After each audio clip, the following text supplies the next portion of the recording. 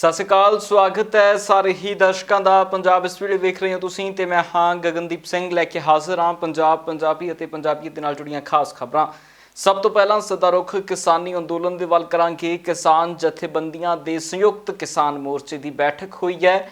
ਬੀਤੀ ਸ਼ਾਮ ਇਸ ਬੈਠਕ ਤੋਂ ਬਾਅਦ ਵੱਡੇ ਐਲਾਨ ਸੰਯੁਕਤ ਕਿਸਾਨ ਮੋਰਚੇ ਦੇ ਵੱਲੋਂ ਕਰ ਦਿੱਤੇ ਗਏ ਨੇ। 15 ਤਰੀਕ ਤੋਂ 26 ਤਰੀਕ ਤੱਕ ਦੇ ਐਲਾਨ ਨੇ ਜੋ ਸੰਯੁਕਤ ਕਿਸਾਨ ਮੋਰਚੇ ਦੇ ਵੱਲੋਂ ਕੀਤੇ ਗਏ ਨੇ। ਇਹਨਾਂ ਦੇ ਵਿੱਚੋਂ ਜੋ ਸਭ ਤੋਂ ਵੱਡਾ ਐਲਾਨ ਹੈ ਉਹ ਐਲਾਨ ਹੈ 26 ਤਰੀਕ ਨੂੰ 26 ਮਾਰਚ ਨੂੰ ਭਾਰਤ ਬੰਦ ਦਾ ਸੱਦਾ ਦਿੱਤਾ ਗਿਆ। ਭਾਰਤ ਬੰਦ ਦੀ ਕਾਲ 26 ਮਾਰਚ ਨੂੰ ਦਿੱਤੀ ਗਈ ਹੈ। ਪੂਰਾ ਭਾਰਤ ਪੂਰੇ ਦਿਨ ਦੇ ਲਈ ਮੁਕੰਮਲ ਤੌਰ ਦੇ ਉੱਤੇ ਬੰਦ ਕੀਤਾ ਜਾਵੇਗਾ, ਇਹ ਕਿਸਾਨ ਜਥੇਬੰਦੀਆਂ ਦਾ ਕਹਿਣਾ ਹੈ। ਅੱਜ ਸੰਯੁਕਤ ਮੋਰਚੇ ਦੀ ਮੀਟਿੰਗ ਹੋਈ ਹੈ। ਮੀਟਿੰਗ ਦੇ ਵਿੱਚ ਅਸੀਂ ਕਈ ਪ੍ਰੋਗਰਾਮ ਐਲਾਨੇ ਆ। ਸਭ ਤੋਂ ਪਹਿਲਾਂ 15 ਮਾਰਚ ਨੂੰ ਡੀਜ਼ਲ, ਪੈਟਰੋਲ, ਗੈਸ ਜਿਹੜੀ ਅਸਮਾਨਾਂ ਨੂੰ ਛੂਹ ਰਹੀ ਹੈ, ਆਮ ਲੋਕਾਂ ਦੀ ਪਹੁੰਚ ਤੋਂ ਬਾਹਰ ਹੁੰਦਾ ਜਾ ਰਿਹਾ, ਇਹਨਾਂ ਦੇ ਵਿਰੋਧ ਦੇ ਵਿੱਚ ਨਾਲ ਕਾਰਪੋਰੇਟ ਤੇ ਨਿੱਜੀਕਰਨ ਵਿਰੋਧੀ ਦਿਨ, ਖਾਸ ਕਰਕੇ ਜਿਹੜਾ ਰੇਲਵੇ ਦਾ ਨਿੱਜੀਕਰਨ ਹੋ ਰਿਹਾ ਹੈ, ਉਹ ਟ੍ਰੇਡ ਯੂਨੀਅਨਾਂ ਦੇ ਨਾਲ ਜਿਹੜੀਆਂ ਰੇਲਵੇ ਦੀਆਂ ਉਹਨਾਂ ਨਾਲ ਮਿਲ ਕੇ ਅਸੀਂ ਉਹਨਾਂ ਦੀ ਪੂਰੀ ਸਪੋਰਟ ਕਰ ਰਹੇ ਹਾਂ। ਸਾਂਝਾ ਪ੍ਰੋਗਰਾਮ ਇਹ 15 ਤਰੀਕ ਨੂੰ ਅਸੀਂ ਕਰ ਰਹੇ ਹਾਂ। ਸਾਰੇ ਜਿਹੜੇ ਰੇਲਵੇ ਵਾਲੇ ਆ ਤੇ ਨਾਲ ਜਿਹੜੇ ਸਾਡੇ ਸੰਯੁਕਤ ਮੋਰਚੇ ਵਾਲੇ ਕਿਸਾਨ ਹੋਣਗੇ, ਉਹ ਰੇਲਵੇ ਸਟੇਸ਼ਨਾਂ ਤੇ ਜਾ ਕੇ ਉਹਨਾਂ ਨੂੰ ਬਣਾਇਆ ਹੋਇਆ ਵਿਰੋਧ ਕਰਨ ਦਾ, ਤੇ ਨਾਲ ਅਸੀਂ ਜਿਹੜੇ ਮੰਗ ਪੱਤਰ ਜਿੱਥੇ ਐਸਡੀਐਮ ਨੂੰ ਦਿੱਤਾ ਜਾਂਦਾ ਐਸਡੀਐਮ ਨੂੰ, ਤੇ ਜਿੱਥੇ ਡੀਸੀ ਨੂੰ ਦਿੱਤਾ ਜਾਂਦਾ ਡੀਸੀ ਨੂੰ, ਤੇ ਬਾਕੀ ਜੋ ਮੋਰਚੇ ਪੰਜਾਬ ਦੇ ਵਿੱਚ ਚੱਲ ਰਹੇ ਆ ਉਹਨਾਂ ਮੋਰਚਿਆਂ ਤੇ ਵੀ ਇਹ ਜਿਹੜਾ 15 ਮਾਰਚ ਹੈ ਡੀਜ਼ਲ, ਗੈਸ, ਪੈਟਰੋਲ ਤੇ ਨਿੱਜੀਕਰਨ ਦੇ ਵਿਰੁੱਧ ਇਹ ਦਿਨ ਅਸੀਂ ਮਨਾ ਰਹੇ ਹਾਂ। 17 ਮਾਰਚ ਨੂੰ ਸਾਂਝੀ ਇੱਕ ਮੀਟਿੰਗ ਅਸੀਂ ਸੱਦੀ ਹੈ, ਜਿਹਦੇ ਵਿੱਚ ਆਲ ਇੰਡੀਆ ਲੈਵਲ ਦੀਆਂ ਜਿਹੜੀਆਂ ਟ੍ਰੇਡ ਯੂਨੀਅਨ ਨਾਲ ਟਰੱਕ ਆਪਰੇਟਰ, ਬੱਸਾਂ ਵਾਲੇ,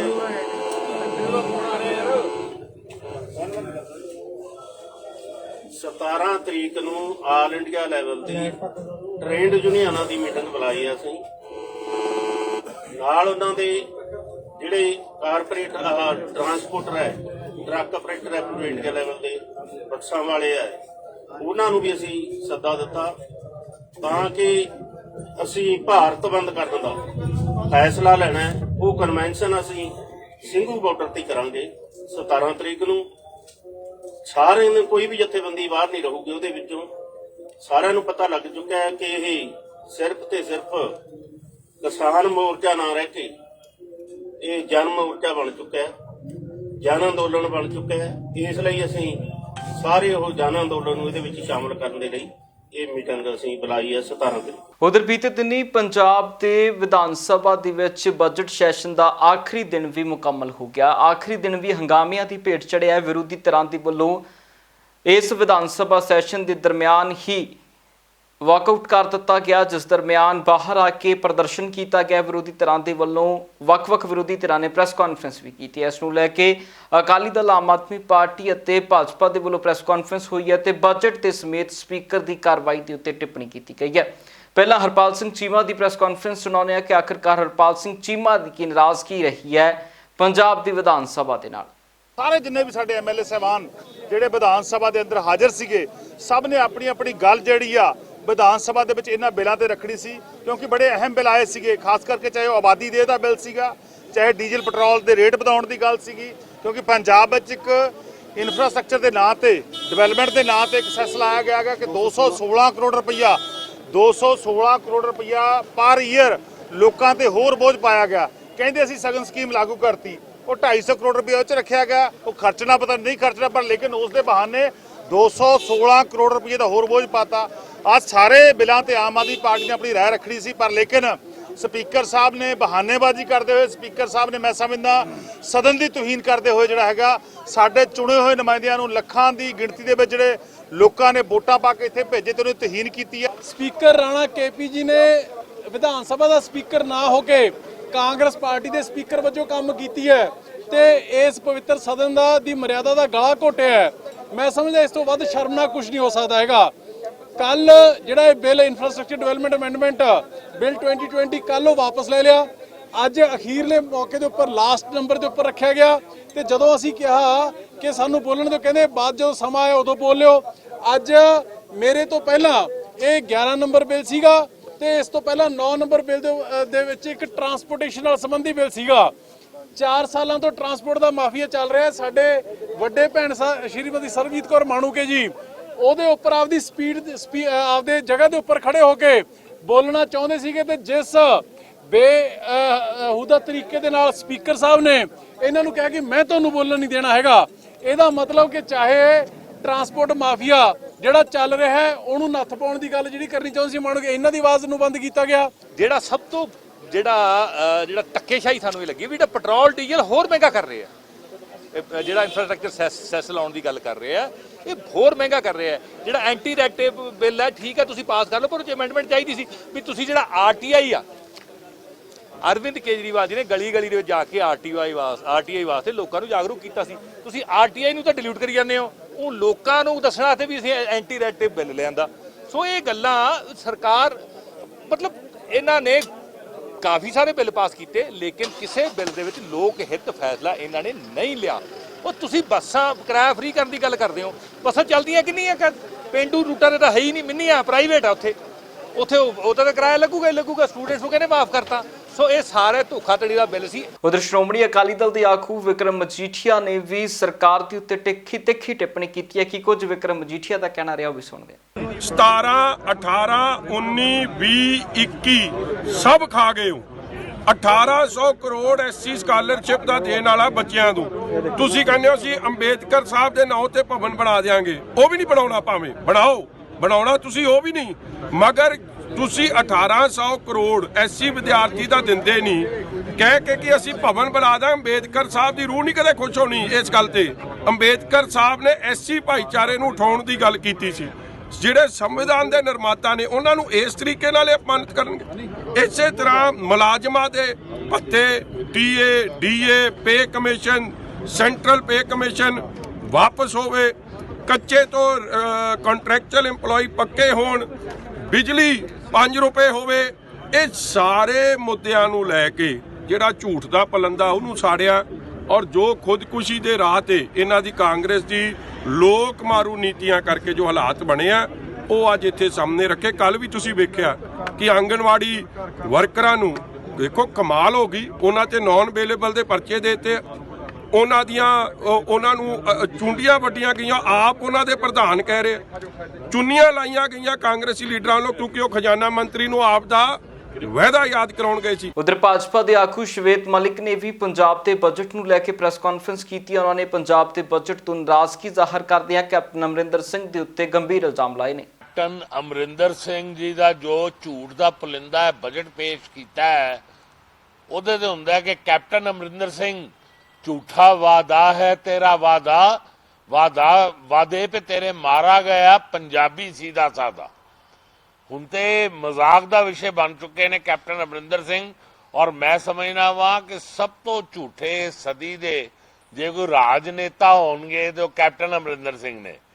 ਸਭ ਤੋਂ ਪਹਿਲੇ ਕੈਪਟਨ ਅਮਰਿੰਦਰ ਸਿੰਘ ਮੈਂ ਤੁਹਾਨੂੰ ਯਾਦ ਕਰਾਉਣਾ ਚਾਹਨਾ ਕਿ ਤੁਸੀਂ ਝੂਠ ਦਾ ਸਹਾਰਾ ਲੈ ਕੇ ਝੂਠੇ ਵਾਅਦੇ ਦੇ ਪੁਲਿੰਦੇ ਦੇ ਨਾਲ ਮਨਮੋਹਨ ਸਿੰਘ ਜੀ ਜਿਹੜੇ ਪੂਰਵ ਪ੍ਰਧਾਨ ਮੰਤਰੀ ਨੇ ਉਹਨਾਂ ਦੀ ਉਪਸਥਿਤੀ ਦੇ ਵਿੱਚ ਇੱਕ ਮੈਨੀਫੈਸਟੋ ਜਾਰੀ ਕੀਤਾ ਸੀਗਾ 2017 ਵਿੱਚ ਔਰ ਉਸ ਮੈਨੀਫੈਸਟੋ ਵਿੱਚ ਭੋਲੇ ਭਾਲੇ ਪੰਜਾਬੀਆਂ ਨੂੰ ਮੂਰਖ ਬਣਾਉਣ ਦਾ ਪ੍ਰਯਾਸ ਕੀਤਾ, ਭੋਲੇ ਭਾਲੇ ਪੰਜਾਬੀਆਂ ਨੂੰ ਧੋਖਾ ਦਿੱਤਾ।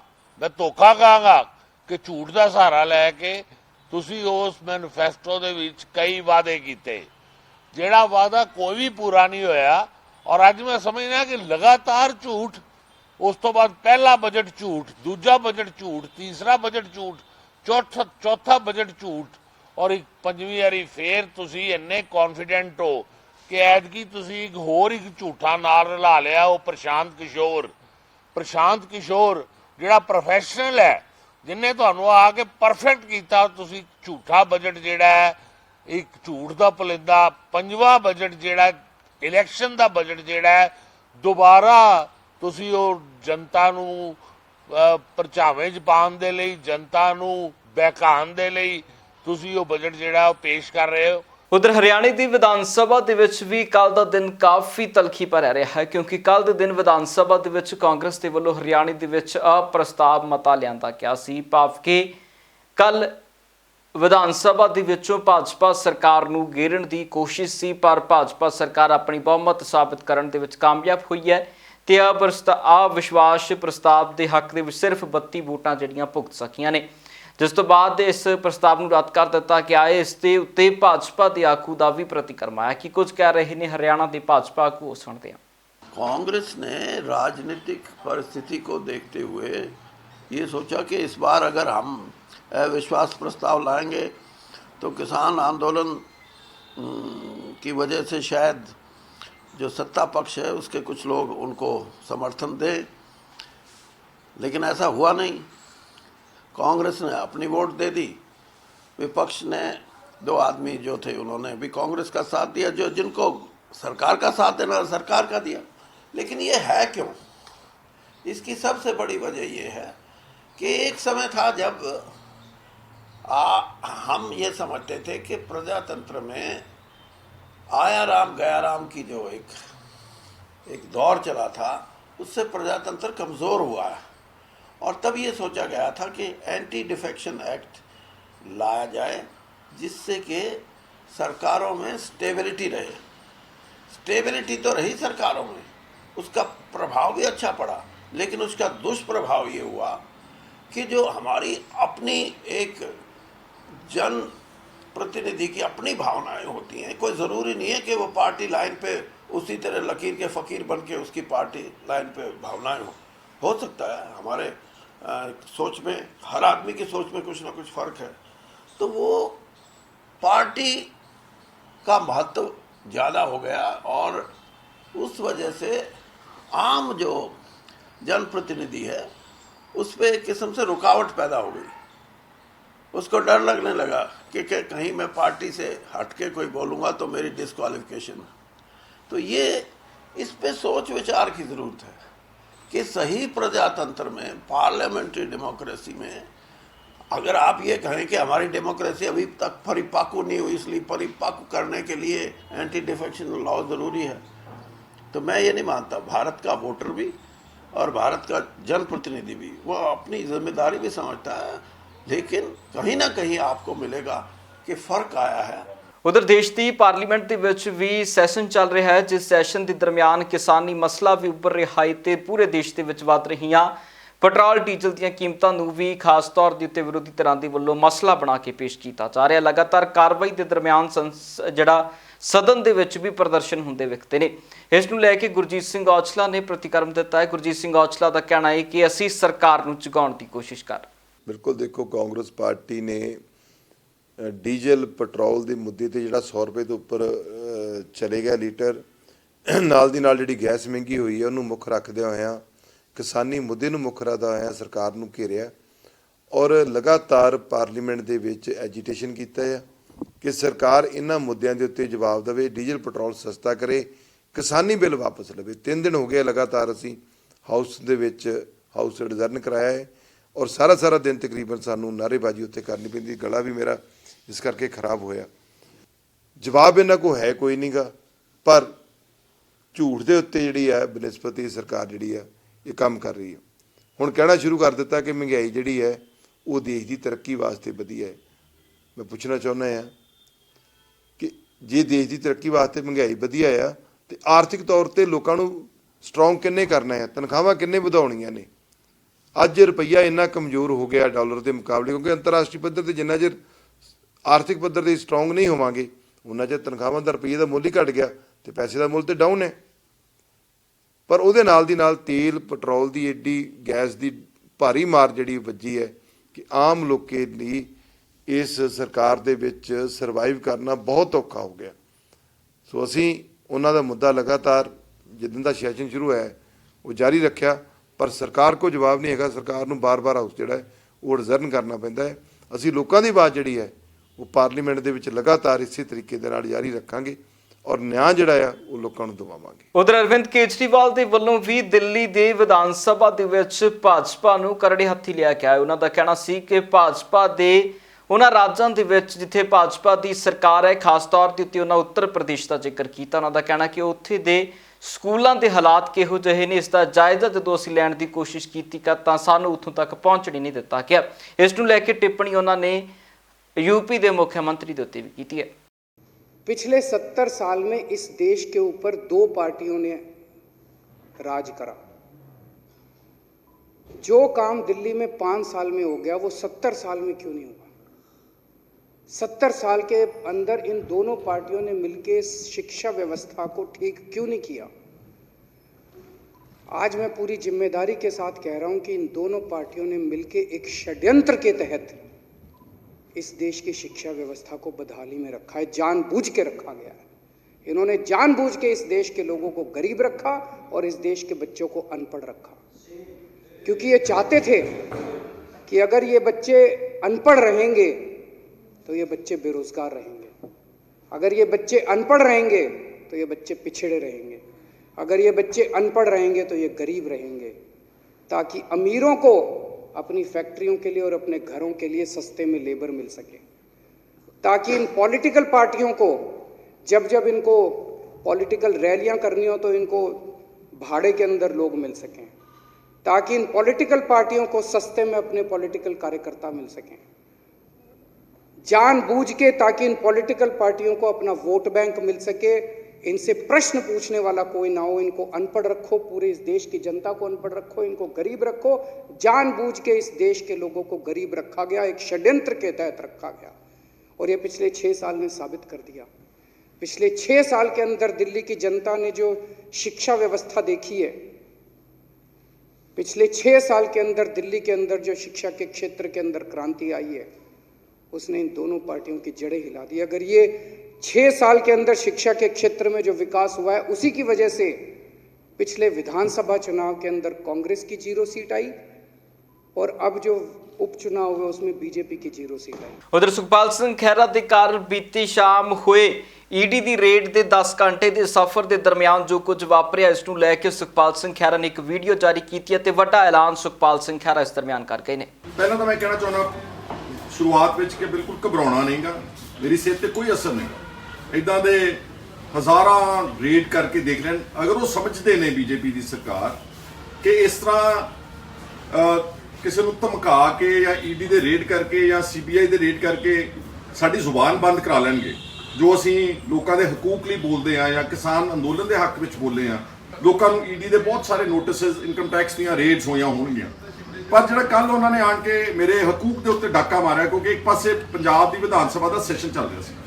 तो जो सवेरे टीम आई है, मैं उन्होंने कहा मैं मैंबर है, मैं फॉर्मल लीडर ऑफ ओपोजिशन है, तो मैं अपना विधान सभा का सैशन अटेंड करना, तो तुसी मेरी प्रेमिसेस, मेरी कोठी नूं, मेरे घर नूं जिन्ना मर्जी सर्च करो, जी सब के सर्च करो, क्योंकि मैं तो कभी कोई मनी लॉन्ड्रिंग इहदे कोई दूर का सरोकार भी नहीं कर, पर वो टीम उन्होंने दिल्लियों दोबारा हदायत आ रही सी, टैलीफोन जाके सुनते सी बाहर, उन्होंने साढ़े कोलों मेरे फोन सारे रखाले खोले।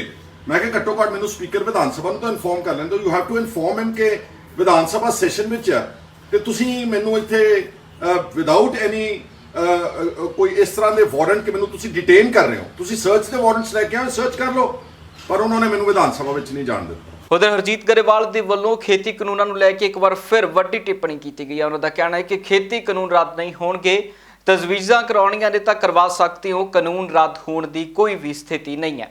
कानून नहीं रद्द होने, कानून दे विच जो सुधार करना दी जरूरत है, जो उन्होंने महसूस होंदा होएगा। 5 मैंबर की कमेटी किसानां दी बन सकती है, 5 की सरकार की बन सकती है, कानून होल्ड ते पाए जा सकते हैं, और वो जो करना होवे वो कीता जाए। कानून की ने, कानून तो है ही नहीं कुछ, कानून के अंदर जो मदा लिखियां ने वही है कानून। ये तक आम लोगों को एक गलतफहमी पैदा कर रहे हैं माओवादी ते कम्युनिस्ट। मैं अज भी कहना कि ये कम्युनिस्टां नूं, ये माओवादियों नूं अलग थलग कर दो लीडरशिप चों, ते किसान आ जाण, सीधा किसानां दे हितू आ जाण, 10 मिनट के अंदर फैसला हो जू, सरकार उन्हां दी सारियां गल्लां मन्नण नूं तैयार है। उधर केंद्र सरकार ਅਤੇ पंजाब सरकार ते लगातार आड़तियां दे वल्लों इल्जाम लाए जा रहे हैं कि उन्हां दे रोजगार नूं खत्म कीता जा रहा है, जिस नूं लैके अणमिथे समय दिल्ली आड़ती हड़ताल के उत्ते जा चुके हैं। साढ़े पंजाब का प्रधान रविंदर सिंह चीमा साहब की सानू कॉल आई आ भी सवेर ते ना सारे पंजाब दीयां मंडियां बंद कर दो, भी जिहड़ियां मोदी साहब दीयां गलत नीतियां कारण ਵੀ ਇਹਨਾਂ ਨਵੇਂ ਕਾਨੂੰਨ ਆੜ੍ਹਤੀਆਂ ਪਰ ਕਿਸਾਨਾਂ ਪਰ ਠੋਕੀ ਜਾਂਦਾ ਇਹ। ਹੁਣ ਇਹਨਾਂ ਨਵਾਂ ਕਾਨੂੰਨ ਦੀ ਇੱਕ ਚਿੱਠੀ ਕੱਢਤੀ FCI ਨੂੰ ਵੀ ਅਸੀਂ ਕਣਕ ਜਿਹੜੀ ਆਉਣ ਵਾਲੀ ਆ ਉਹ ਉਹਦੀ ਕਣਕ ਖਰੀਦੀ ਜਾਊਗੀ ਜਿਹਦੇ ਕੋਲ ਫਰਦ ਹੋਊਗੀ। ਹੁਣ ਫਰਦ ਕਿਹੜੇ ਸਾਡੇ 50-60% ਆਪਣਾ ਜ਼ਿਮੀਂਦਾਰਾਂ ਨੇ ਠੇਕੇ ਪਰ ਜ਼ਮੀਨਾਂ ਲਈਆਂ ਵੀ ਆਏ, ਉਹ ਫਰਦ ਕਿੱਥੇ ਦੇ ਲਿਆਉਂਗੇ? ਸਾਡਾ ਆਪਣਾ ਕਿਸਾਨ ਭਾਈ ਬਾਹਰ ਅਮਰੀਕਾ ਕੈਨੇਡਾ ਬੈਠਾ, ਸਭ ਨੇ ਠੇਕੇ ਪਰ ਜ਼ਮੀਨਾਂ ਦਿੱਤੀਆਂ ਵਾ, ਜਿਕਣ ਬਲਾਚੌਰ ਨਵਾਂ ਸ਼ਹਿਰ ਹੁਸ਼ਿਆਰਪੁਰ ਸਾਰਾ ਜ਼ਿਮੀਂਦਾਰ 70% ਕਿਸਾਨ ਸਾਡਾ ਬਾਹਰ ਬੈਠਾ ਹੈ। ਹੁਣ ਉਹ ਕਹਿੰਦੇ ਵੀ ਜੇ ਫਾਰਮ ਵੀ ਉਹਦੇ ਨਾਂ ਕੱਟ ਹੋਊਗਾ ਜਿਹਦੇ ਨਾਲ ਜ਼ਮੀਨ ਹੋਊਗੀ ਫਰਦ ਹੋਊਗੀ, ਇਹਦੇ ਕਰਕੇ ਫਿਰ ਬਹੁਤ ਵੱਡੀ ਪ੍ਰੋਬਲਮ ਖੜੀ ਹੋ ਜਾਣੀ ਆ। ਜ਼ਿਮੀਂਦਾਰ ਨੂੰ ਪੇਮੈਂਟ ਵੀ ਜਿਹੜੀ ਆ ਜਿਹਦੇ ਨਾਲ ਜੇ ਫਾਰਮ ਕੱਟ ਹੋਣਾ ਉਹਦੇ ਖਾਤੇ 'ਚ ਜਾਊਗੀ, ਇਹਦੇ ਕਰਕੇ ਫਿਰ ਉਹ ਜਿਹੜਾ ਠੇਕੇ ਪਰ ਜ਼ਮੀਨ ਲਈ ਵੀ ਉਹ ਕੀ ਕਰੂਗੇ? ਬੀਬੀ ਜਗੀਰ ਕੌਰ ਦਾ ਕਹਿਣਾ ਹੈ ਕਿ ਹਰਜੀਤ ਗਰੇਵਾਲ ਸ਼੍ਰੋਮਣੀ ਕਮੇਟੀ ਨੂੰ ਕੰਮ ਸਿਖਾਉਣ ਦੀ ਬਜਾਏ ਉਹ ਪਾਰਟੀ ਦੇ ਵਿੱਚ ਖੇਤੀ ਕਾਨੂੰਨਾਂ ਦੇ ਬਾਰੇ ਸਮਝਾਉਣ ਤਾਂ ਜੋ ਕਿਸਾਨਾਂ ਦਾ ਮਸਲਾ ਹੱਲ ਹੋ ਸਕੇ। ਉਹ ਸਾਰੇ ਕਿਸਾਨ ਉੱਥੇ ਡੇਰੇ ਲਾ ਕੇ ਬੈਠੇ ਹੈ ਹੱਕ ਤੇ ਸੱਚ ਦੀ ਲੜਾਈ ਵਾਸਤੇ। ਗੁਰੂ ਨਾਨਕ ਸਾਹਿਬ ਜੀ ਨੇ ਵੀ ਜਦੋਂ ਹੱਕ ਦਾ ਨਾਅਰਾ ਮਾਰਿਆ ਸੀ ਨਾ ਜੀ, ਤੇ ਬਾਬਰ ਵਰਗਿਆਂ ਨੂੰ ਉਹਨਾਂ ਨੇ ਜਾਬਰ ਕਹਿ ਦਿੱਤਾ ਸੀਗਾ। ਉਹਨੇ ਰਾਜੇ ਸ਼ੀ ਮੁਕੱਦਮ ਕੁੱਤੇ ਜਾਏ ਜਗਾਇਨ ਬੈਠੇ ਸੁੱਤੇ, ਇਹੋ ਜਿਹੇ ਸ਼ਬਦ ਬੋਲ ਦਿੱਤੇ ਸੀ ਉਹਨਾਂ ਹਾਕਮਾਂ ਨੂੰ ਜਿਹੜੇ ਧੱਕਾ ਕਰਦੇ ਸੀਗੇ। ਸੋ ਮੈਂ ਸਮਝਦੀ ਹਾਂ ਜੇ ਬਾਬਰਾਂ ਨੂੰ ਜਾਬਰ ਕਹਿ ਸਕਦੇ ਸੀ ਗੁਰੂ ਨਾਨਕ ਸਾਹਿਬ ਜੀ ਹੱਕ ਤੇ ਸੱਚ ਦੀ ਖਾਤਰ, ਕਿਸੇ ਦੀ ਬੇਇਨਸਾਫੀ ਨੂੰ ਹੱਲ ਕਰਨ ਦੀ ਖਾਤਰ, ਕਿਸੇ ਨਾਲ ਹੋ ਰਹੇ ਤਸ਼ੱਦਦ ਦੀ ਖਾਤਰ, ਤੇ ਫਿਰ ਅੱਜ ਜੇ ਇਸ ਕਿਸਾਨ ਦੇ ਉੱਤੇ ਇੰਨਾ ਤਸ਼ੱਦਦ ਹੋ ਰਿਹਾ ਹੈ ਤੇ ਸ਼੍ਰੋਮਣੀ ਗੁਰਦੁਆਰਾ ਪ੍ਰਬੰਧਕ ਕਮੇਟੀ ਆਪਣੀ ਜ਼ਿੰਮੇਵਾਰੀ ਨਿਭਾ ਰਹੀ ਹੈ ਕਿ ਉੱਥੇ ਬੈਠੇ ਆਪਣੇ ਵੀਰਾਂ ਦੀ, ਆਪਣੇ ਭੈਣਾਂ ਦੀ, ਆਪਣੇ ਬਜ਼ੁਰਗਾਂ ਦੀ ਲੰਗਰ ਦੀ ਸੇਵਾ ਕਰੇ, ਉੱਥੇ ਉਹਨਾਂ ਨੂੰ ਬਿਸਤਰੇ ਉਪਲਬਧ ਕਰੇ, ਉੱਥੇ ਉਹਨਾਂ ਨੂੰ ਸ਼ੈਲਟਰ ਦੇਵੇ, ਉੱਥੇ ਉਹਨਾਂ ਨੂੰ ਦਵਾਈਆਂ ਮੁਹੱਈਆ ਕਰਾਏ, ਉੱਥੇ ਉਹਨਾਂ ਦੀ ਹੋਰ ਤਕਲੀਫਾਂ ਜਿਹੜੀਆਂ ਭਾਵੇਂ ਟਾਇਲਟਸ ਦੀ ਗੱਲ ਹੈ ਉਹ ਮੁਹੱਈਆ ਕਰਾਏ। ਮੈਨੂੰ ਸਮਝ ਨਹੀਂ ਆਉਂਦੀ ਕਿ ਸਾਡੇ ਭਰਾ ਸਰਦਾਰ ਹਰਜੀਤ ਸਿੰਘ ਗਰੇਵਾਲ ਜੀ ਨੂੰ ਕਿਹੜੀ ਗੱਲ ਤੋਂ ਤਕਲੀਫ ਹੋਈ ਹੈ। ਇੱਕ ਸਿੱਖ ਦੇ ਮੂੰਹ ਨਹੀਂ ਫੱਬਦੇ ਸ਼ਬਦ। ਪੰਜਾਬ ਇਸ ਵੇਲੇ ਦੇ ਵਿੱਚ ਫਿਲਹਾਲ ਦੀ ਇੰਨਾ ਹੀ, ਫਿਰ ਮੁੜ ਹਾਜ਼ਰ ਹੁੰਦੇ ਆ ਨਵੀਆਂ ਤੇ ਤਾਜ਼ਾ ਅਪਡੇਟਸ ਦੇ ਨਾਲ। ਤਦ ਤੱਕ ਮੈਨੂੰ ਦਿਓ ਇਜਾਜ਼ਤ, ਬਹੁਤ ਬਹੁਤ ਧੰਨਵਾਦ।